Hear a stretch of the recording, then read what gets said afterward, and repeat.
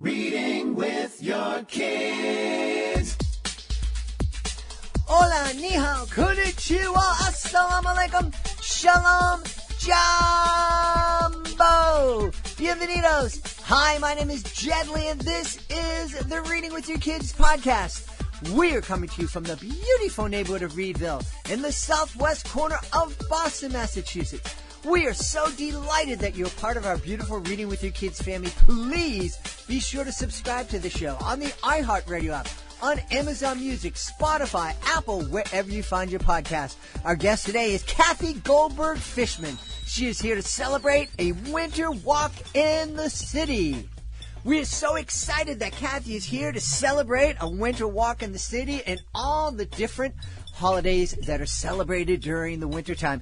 Speaking of holidays, are you looking for the perfect holiday gift to inspire a love of reading in the kids that you love? With Winter Crate, kids get a fun-filled package in the mail each month that contains a new book and activities to introduce them to real people that use their courage, perseverance, and passion to make the world a better place. They can read all about Sally Ride, the first American woman to fly into space, and then make their own glow-in-the-dark constellations. They can read about Frank Lloyd Wright, and then build their own architectural masterpiece. It's amazing. We introduce your kids to new innovators, activists, and artists every month because who they see shows them who they can be. Ordering Wonder Crate for the kids that you love is easy. You can do it today. Go to WonderCrateKids.com. Use the code word READ and get 10% off of any subscription. This holiday season, give a gift that's going to inspire a kid that you love. Go to WonderCrateKids.com. Use the code word READ for 10% off any subscription plan. Joining us right now from Augusta in the beautiful state of Georgia, she is the author of a great book that will be released in just a few days called Winter Walk in the City. Please welcome to the show, Kathy Goldberg Fishman. Kathy, how are you? I'm fine. Thank you so much for having me on your show. Really excited to have you on. Really excited for you to tell us all about Winter Walk in the City. Please tell us about it. This is a board book for ages 2 to 5, and it's about winter holidays. Oh, cool. And what you would see in a big city as you walk through and look at the sights in the city. So when you say winter holidays, so we're talking about Hanukkah and Christmas and Kwanzaa? That's correct. But the winter months covered December, January, and February. So I've also included the Chinese New Year and Mawlid al-Nabi, the birthday of Muhammad. Wonderful, wonderful. You know, that is one of the advantages of growing up in a city, especially today because cities have become so diverse. You do get a chance to learn about different cultures and also take part in the different celebrations.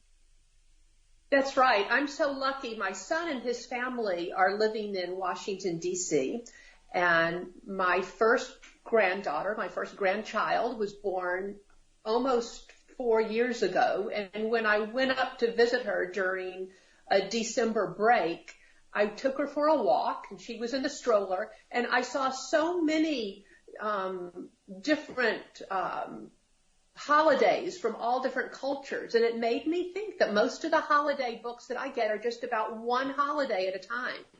But that's not how a city works. A city is about all the holidays together.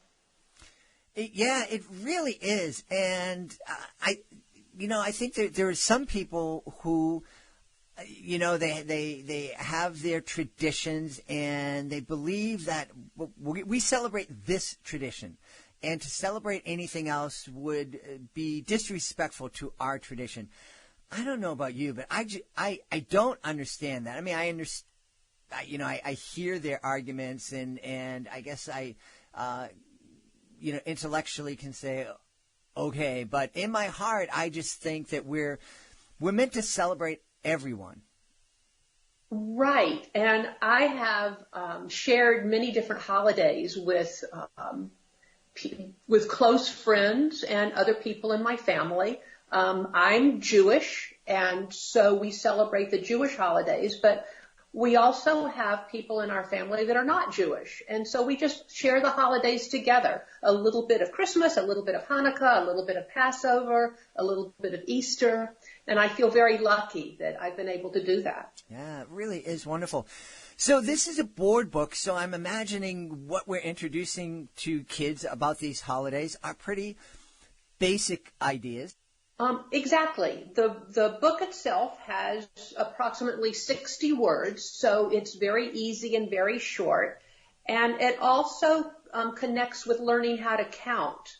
And so I have main objects or symbols of each holiday, and the children can count them as they turn each page.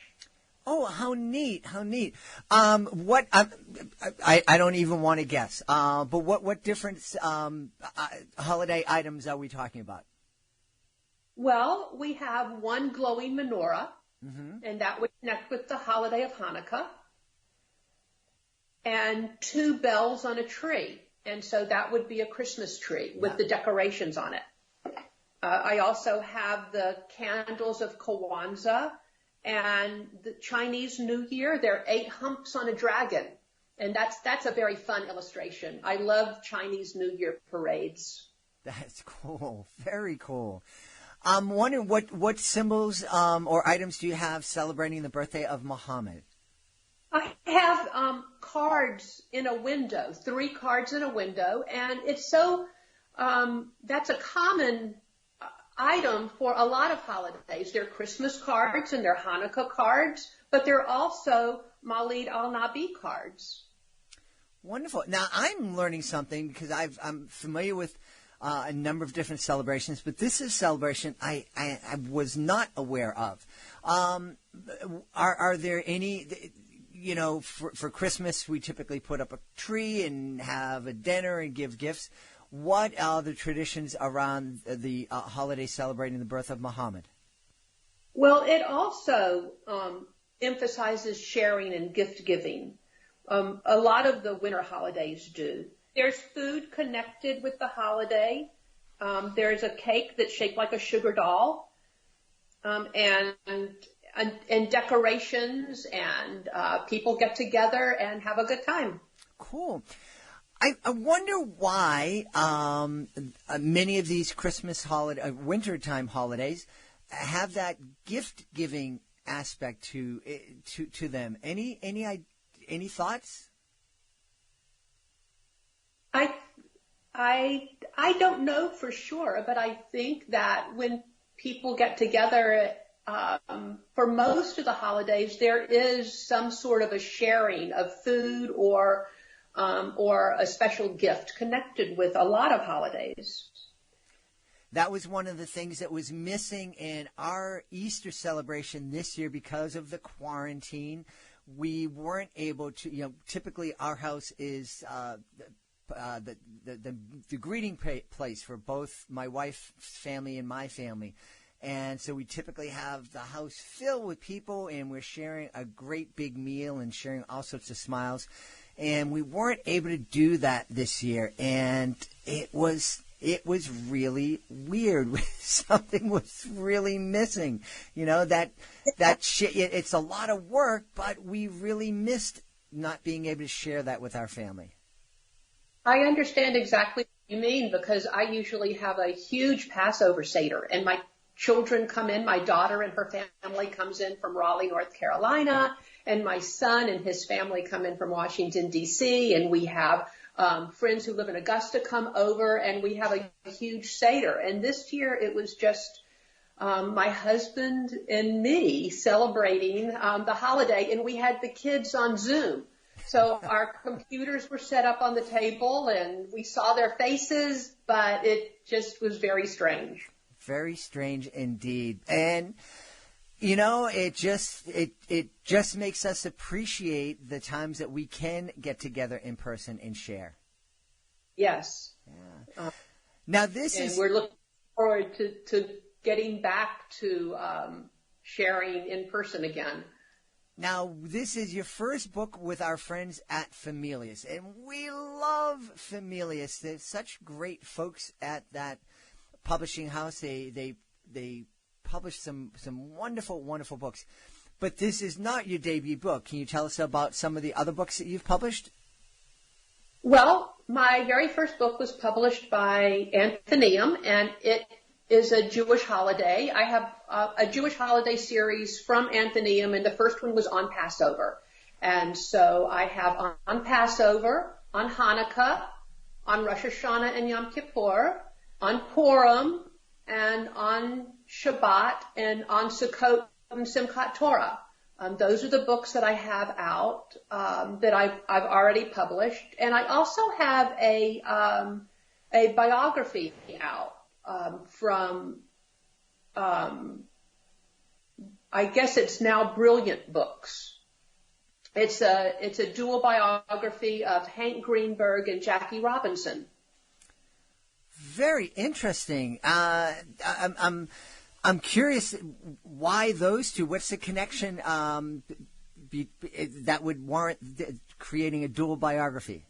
At the end of Hank Greenberg's career, he was traded to a different team, and this was the beginning of Jackie Robinson's career. So Hank Greenberg was on first base in one of the games, and Jackie Robinson came up to bat and hit the ball and ran to first base and knocked into Hank Greenberg, who was guarding first base. And people in the bleachers and the fans, the baseball fans, wanted them to fight because it was so unusual and disturbing to so many people to have Jackie Robinson, who was one of the very first black players in the major leagues, bump into a white player.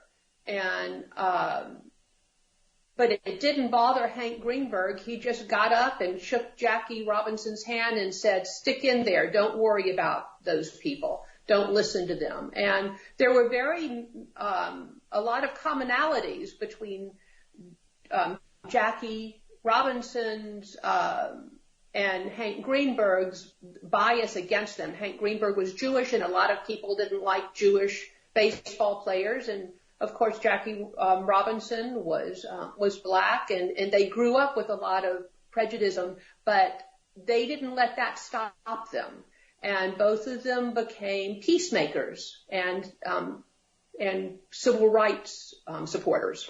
Good for them. That's beautiful. I was not aware of that story. How did you discover that story? I was watching a documentary called "The Life and Times of Hank Greenberg," and I saw that little episode took about 5 seconds in this documentary, and it just touched my heart and stuck with me. And I thought about it for several years until I was able to put it down on paper and make it into a book. You know, when you think about, we touched earlier that we had the quarantine and the coronavirus, and it's going to be something in our lives for a long time. But for the first time ever in the history of mankind, most of the world was quarantined, and one of the things that it pointed out to me was not being able to be with others. I really missed that. And it kind of stripped away these petty differences that people use to separate others. And, you look back and this story about Jackie Robinson and Hank Greenberg and the people wanting them to have this fight and this hatred and animosity towards each other. And it just seems so silly now. And I love the fact that it sounds like especially a winter walk in the city. It's really a family can use your book to lay a foundation to hopefully teach our kids that no matter our traditions, our faith, our skin color, the language we speak, that we're all human beings and we all deserve to be respected and loved. That's right. I think that sometimes people are afraid of what they don't know, and it makes them want to stay away. But and that's why I wrote the Winter Hike in the City, because it in a very small way it shares people's holidays and symbols so that it's not strange anymore. Yeah, so very important. I know the book isn't out yet. It is available for pre-order. What kind of response have you received from folks who've either read advanced copies of the book, or if you shared it with beta readers and before it was published?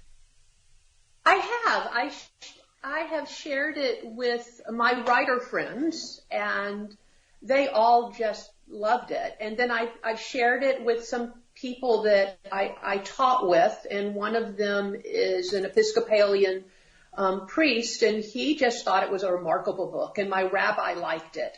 And so I've had good responses from people of every religion. That's wonderful. How different was it from your experience writing a biography to writing a board book? I think a lot of people sit down, they look at a board book, and they only see, as you mentioned, 60 words in a book, and they think, this is easy. Anybody can knock out a book like this. I think it's a little bit more challenging than that. It is. It's very difficult to put down the right 60 words. Mm-hmm. I struggled with this, and of course I will have a book out for every season, because all of the seasons have special holidays. Spring and summer and fall each have holidays. And so I struggled with each of those books, finding the right 60 words. And it was definitely easier writing the biography, because I didn't have to make anything up. All I had to do was research the facts and then put those facts down in my book in the way that I was happy with them. Mm-hmm. I didn't have to create a story or a flow. It was just there. And so the winter walk in the city was a little bit harder, because I had to create that story flow. Yeah, and as you said, you don't have hours. Reading a biography, sometimes it can take hours. It can over a number of days or a week. But with a board book, it's boom. You have to be concise. Your audience has an incredibly short attention span, and it also has to be entertaining for the parents and the grown-ups who are reading the books to the young children. Exactly. Yeah. Do you have a preference now that you've written a board book and you've written a biography? Do you have a preference between either genre? No. Although I love poetry, and Winter Walk in the City does have a rhythm and a rhyme, and so that made it a lot of fun too, knowing that I was really writing a short poem that was going to turn into a board book. That made it fun for me. That's wonderful. Well, I know people are going to want to know more about you and more about your works. Is there a website where folks can, or any place on the internet that folks can get to know you better?